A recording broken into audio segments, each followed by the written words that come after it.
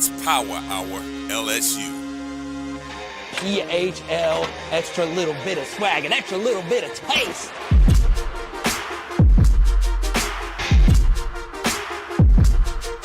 Yeah. Man, I'm headed to the field. Terror of the tiger, I'ma always keep it real. Everything gon' get devoured, it's the power. LSU with Carter, it's the power. LSU with Carter, man, I'm headed to the field. Terror of the tiger, I'ma always keep it real. Everything gon' get devoured, it's the power. LSU with Carter, it's the power.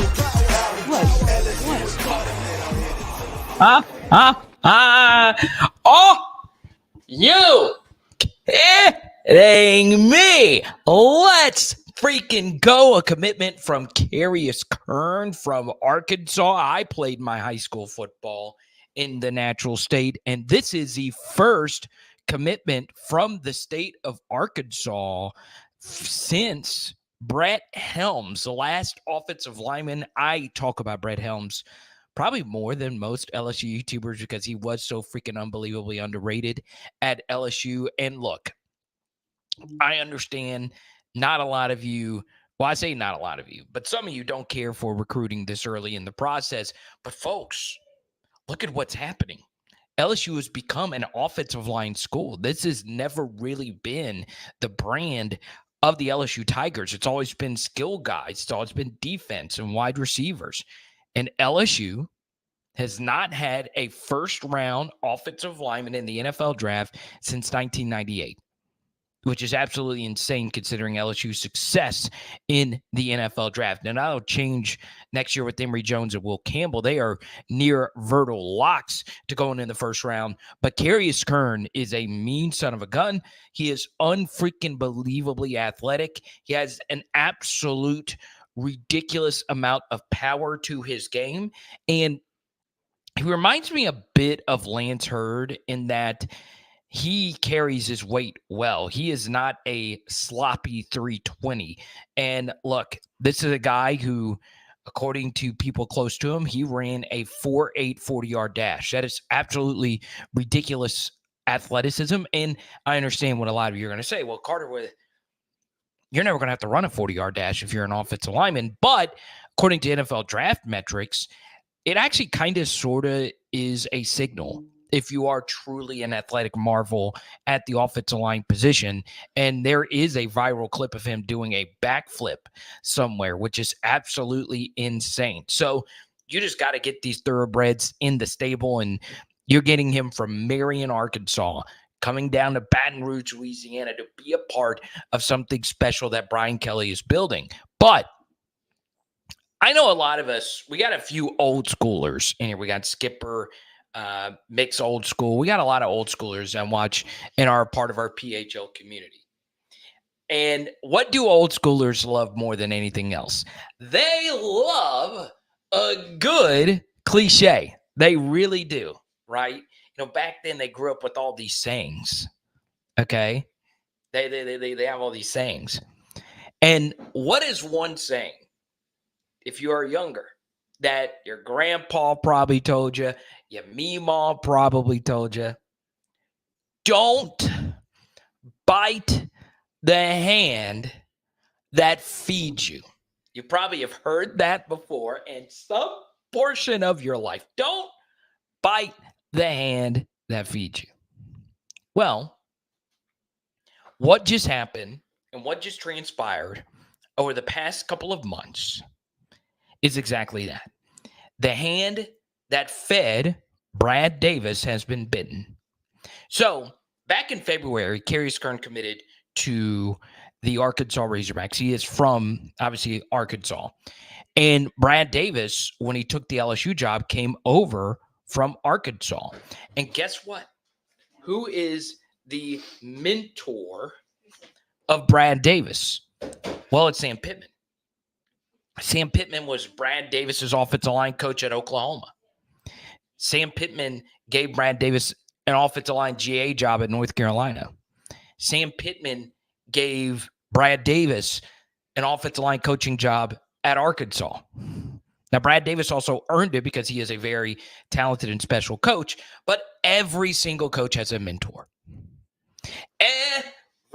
single coach has a mentor or an inspiration. And what did Brad Davis just do? What did he just do? Well, he bit the hand that fed him.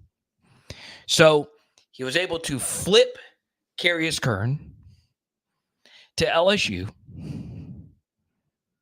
in a world where Sam Pittman is in free fall. He is probably the worst coach in the SEC right now. A guy that most thought he would be fired. And he wasn't. And what happens? Well, Sam Pittman, in the minds of everyone, is the number one offensive line developer in the country. As an offensive line coach, Mitty would put Sam Pittman number one. He's definitely in the top 10. And, I gave you the stat a minute ago. LSU has not had a first-round offensive lineman since 1998. Well, Sam Pittman has had 7. He has had 7 offensive linemen go in the first round. So Sam Pittman has the brand. But LSU is changing that. LSU went into Arkansas's backyard. Arkansas rarely has top 100 recruits. Rarely. They average probably one top 100 recruit every single year. 1 to 1.5. Rarely do they have more than 2. Last year they had 3, but rarely do they have more than 2. And this is the only one. This is the only true blue chip recruit in the state of Arkansas. Sam Pittman, his brand. This kid was committed to Arkansas. And Brad Davis said no. Brad Davis said, I like this kid. I'm going to go and get him. And what happened was he committed, obviously, to Arkansas. And then after all of that, he decommitted. And there was many surrounding LSU that thought Carius Curne was going to commit pretty quickly. False news. And just a few weeks ago, there was Arkansas fans saying Arkansas's back in the lead for Carius Curne. And then Missouri came in, and we know Missouri can throw a bag at an offensive lineman. They did it this last year. Okay? The truth remains the same. Okay? Carius Curne is a freaking dude. And Brad Davis said, look, I'm going to go get me a dude. Even if it means biting the hand that fed him. Because, Arkansas just don't really have a whole lot of momentum. They have none. And what has happened under Sam Pittman is their elite guys go to other schools. So give Brad Davis an absolute frick ton of credit for not giving up, going after a guy that he really wanted. And it's not just Brad Davis. It's a team of people at LSU. But I give him a lot of credit. We saw Marcus holding it down on Facebook. Big Dog Dex is in here. Releasing Dex Productions. BT wants to talk about the LSU roster. Pick 6 is in the hizzy. LA Mom is here as well. Brian actually texted me. I've had an absolutely busy week. What's another saying, Mick? I remember my dad saying 50 years ago. Wait, you had another one in here. Poop in one hand and wish in the other and see which one fills up first. That one, okay. I wish I never said that. That is just an absolutely gross visualization. But welcome in to each and every one of you. Now, who will Brian Kelly's next recruiting target be? There's a few out there. Obviously, LSU is really going big game hunting in many ways. So they really want to keep this momentum going, and it should be interesting. Now, I did change the lighting a little bit. Type Y for yes, type in for no. It's still the same old purple backdrop. Let me know if you like it. So there you go. Let's see. We say hi to Don in Little Rock. Big Al says, sound good to him. I like it.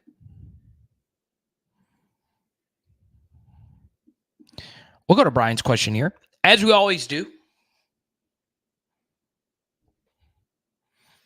we are open for business. $20 super chat. I'm still waiting for someone. I mean, I absolutely love this card. I guess people just don't like Drew Brees on here. I'm looking for a $25 super chat.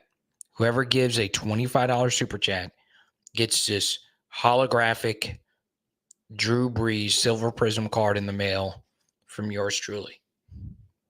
Okay. So I think we're gonna get it. I think we're gonna clear it.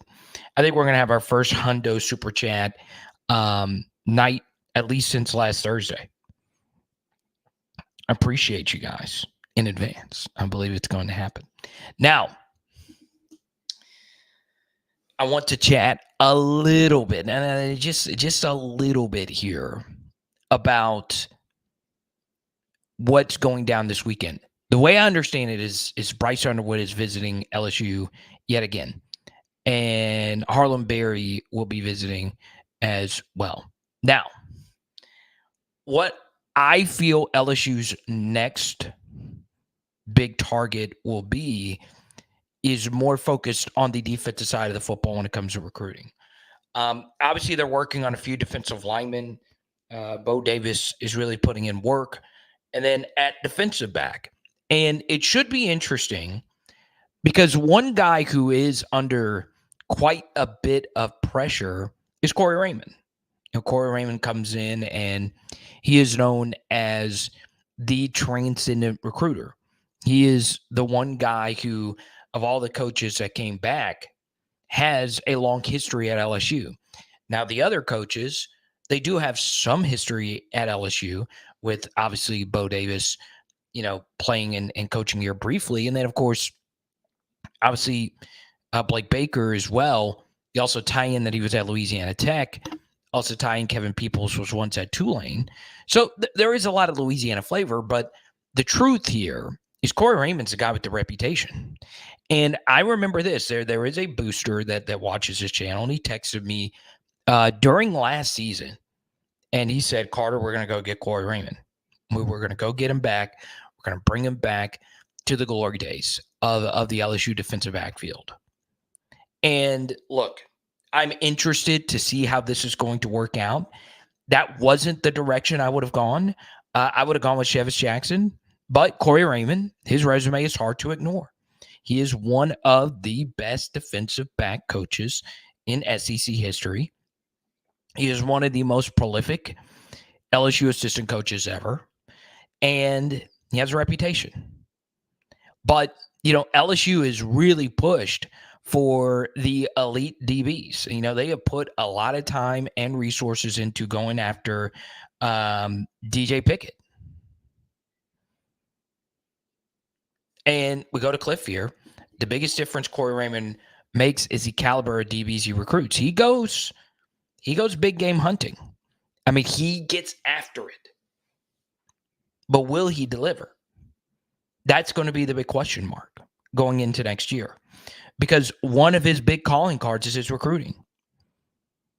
Now, his actual defensive back coaching is definitely something that you should probably be skeptical of because, you know, obviously the last 4 secondaries he's coached, none of them have been good. Now, how much of that is on him? How much of that is on the DC? It's probably more the DC than him because that's the one that actually calls the plays. But it is going to be massive that he's able to bring in some elite DBs because I will tell you this. As time has moved on, there has been such a major focus on the LSU defensive tackle room and the LSU defensive line as a whole. I personally am more concerned about the secondary. You know, as days go by, I have always been a little bit more concerned about the secondary. I think, you know, your defensive line is very important. It's so important to be deep there. I do think there are some ways you can work around with what LSU has, especially considering their defensive end play should be a lot better this year. You know, you saw last year how much missing B.J. Ojolari really, you know, put the LSU defense in a tizzy. And now, you know, the cupboard is a little bit bare up the middle. But I think in some ways, the openness of the LSU defensive tackle room excites me because every single person that wants to play is going to need to earn their playing time. What I have always said, though, is my biggest concern in any sport, every single sport, I say this, the worst thing you can be is not bad.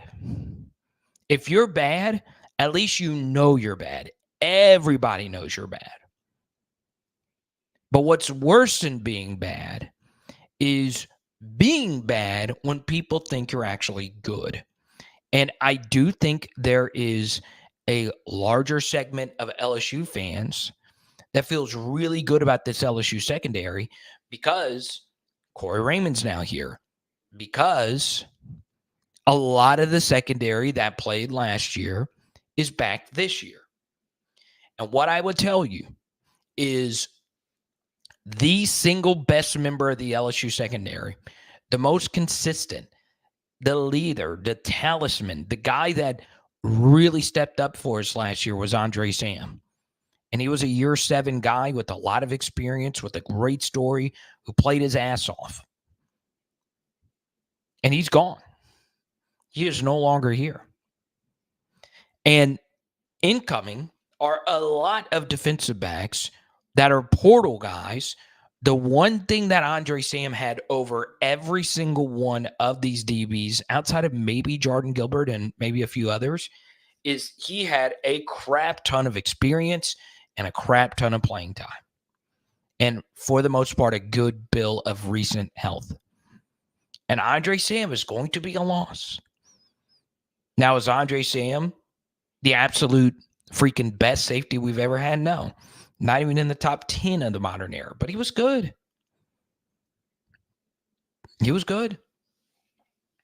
And he put a lot of lipstick on what was a bad defense for us. I couldn't imagine what our defense would have looked like if we didn't have him.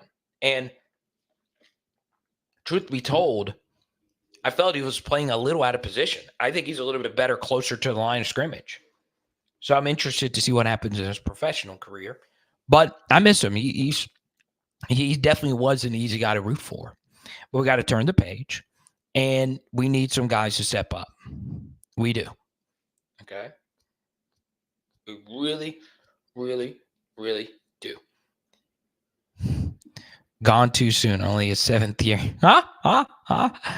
Yeah, Chance. Look, I am ready for the COVID year stuff to surpass us. I think we still have like a year or two of guys that can stretch out COVID eligibility into year 5 and year 6. But man, it's insane. It's absolutely insane. And look, LSU, probably more so than most schools, have been the biggest beneficiary of the COVID year. I mean, they really have had a lot of guys step up and play as like year 6 kind of guys. Austin Deculus was one, and now obviously all the way up until now, half of your running back room is year 6.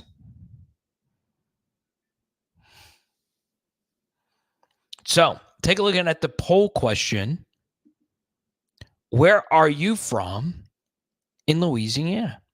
55% of you say South, 11% of you say Central, 18% of you say North, and 16% of you say you're not from Louisiana.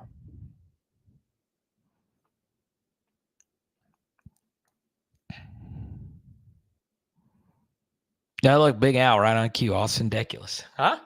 Always a fan favorite. I need some big hair. You want me to grow my hair out? So you want the hat backwards or frontwards? I like to switch back and forth. I do.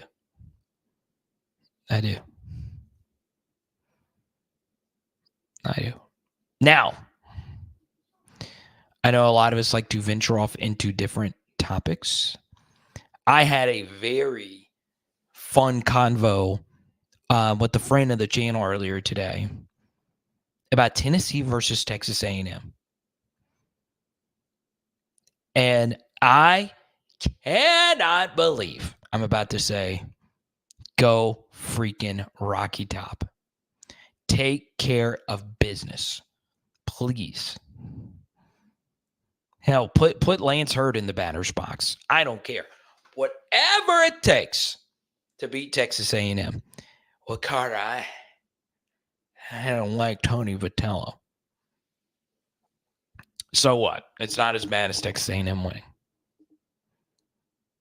Not as bad as Texas A&M winning.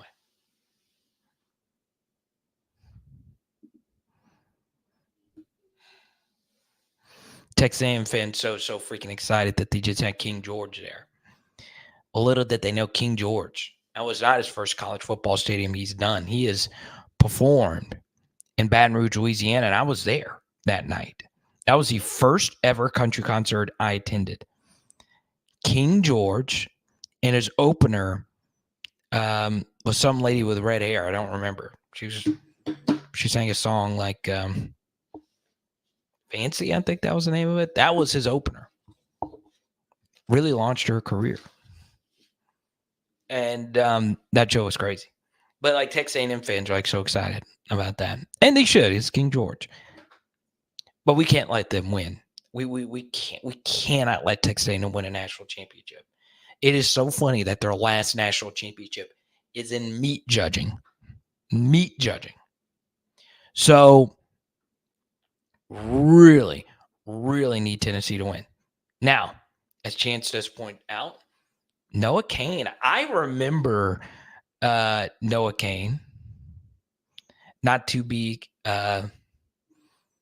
confused with Cain, the running back last year. Noah Cain was a good LSU reliever under Paul Mainieri. So, yes, I guess that's a positive. So, Chance checking me on that. So, I hope Noah Cain wins.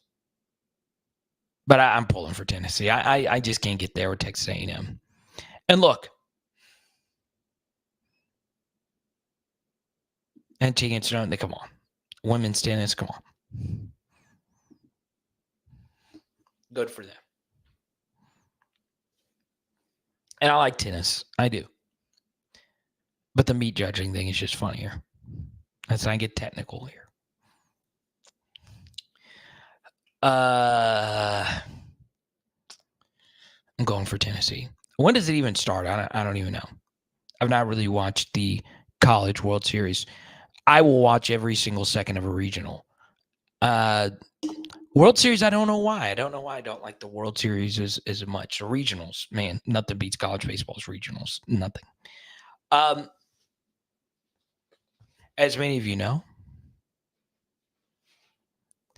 I am a believer in LSU football this next year. We talked a little bit about the schedule yesterday, and I always recommend you go print off an SEC football schedule matrix. Man, the schedule matrix really helps clear your mind and see if you can find any advantages for your team on that schedule. And obviously at this point, the SEC championship game does not really mean anything anymore. So your main goal is to avoid losing. That's it. That is it. No one cares who you beat. Nobody. Just make sure you don't lose. And man, I keep going back to the schedule. And I keep telling myself that LSU is going to be a 5-0 team to start the year. All right? I keep telling myself that LSU is going to be a 5-0 team to start the year. But I do have one big piece of optimism. And I do think it is very important to think also in this way, and it's not going to be popular at all, and that's coming up right after this. I think joy and happiness and doing things you like is important. My favorite thing is sports cards. When I'm not on YouTube, I am building my collection. And when I started, I wish There was a sports card strategy show. He wasn't necessarily going to be a first-round pick before all this Heisman buzz. Now they're talking about him being a top 5 pick. Paul Hickey and the team at nooffseason.com personally helped build my Jaden Daniels collection, and they're looking to do the same for you. Just check them out on social media or nooffseason.com. So, once again, big thanks to Paul Hickey and his support of what we're doing here at nooffseason.com. Check it out. Now, I want to ask you this question. What if LSU loses versus USC? Is there a world where LSU finishes the year 11-1, which is basically what they would need to do?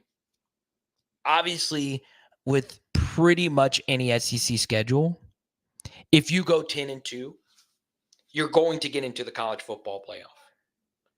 Okay?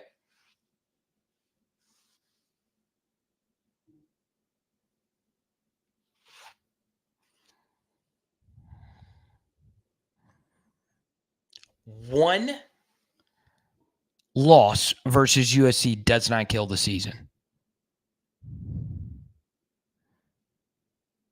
One loss. Hold on one second. Something's going on. Yeah, what happened? Something's going on with Vinny. What's wrong? I don't know. Okay. All right, here I come. All right, looks like might have to cut the stream short. Let me go see what's going on here. I think our dog is having an emergency, and then, of course, that obviously is not allowed to happen. I'm going to go check in on this. I won't end the stream. I'll play a press conference or something along those lines. So let me see. Yeah, here I come.